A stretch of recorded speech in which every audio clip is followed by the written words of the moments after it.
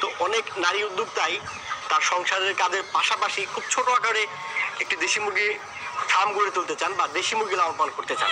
আমার মনে হয় যারা এই ভিডিওটি সম্পূর্ণ দেখবে এবং নারী উদ্যোক্তা যারা আছেন, যারা ছোটখাটো আকারে একদম প্রথম থেকে দেশি মুরগি লালন পালন করতে চাচ্ছেন এই খাঁচা সিস্টেমে, আমার মনে হয় তাদের একটা খুব ভালো ধারণা হয়ে যাবে। আপনাদের জানাচ্ছি স্বাগতম।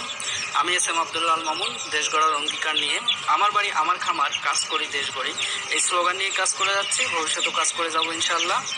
তো বন্ধুরা, মোটামুটি এই মুরগির বাচ্চা নিয়ে আপনারা অনেকেই বলেছেন যে আলোচনা করতে, বা কেন আমি আলোচনা করতেছি না মুরগির বিষয়ে, এক কথা দেশি মুরগির রিলেটিভ ভিডিও নিয়ে আসতেছি না।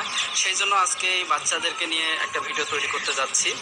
এবং অবশ্যই আপনি মুরগির বাচ্চাকে শুরুতে খুদ এবং স্ট্যাটাস পাওয়া যায় তা প্রমাণ করলেন নরসিংদীর শিবপুরের তারেক জামান। নিজে উদ্যোক্তা হওয়ার স্পৃহা থেকে পরিকল্পনা নেন দেশি মুরগির খামার করার। বৃহৎ পরিসরে টিএম অ্যাগ্রো ফার্ম গড়ে তুলেছেন। তার এমন সাফল্য দেখে উদ্বুদ্ধ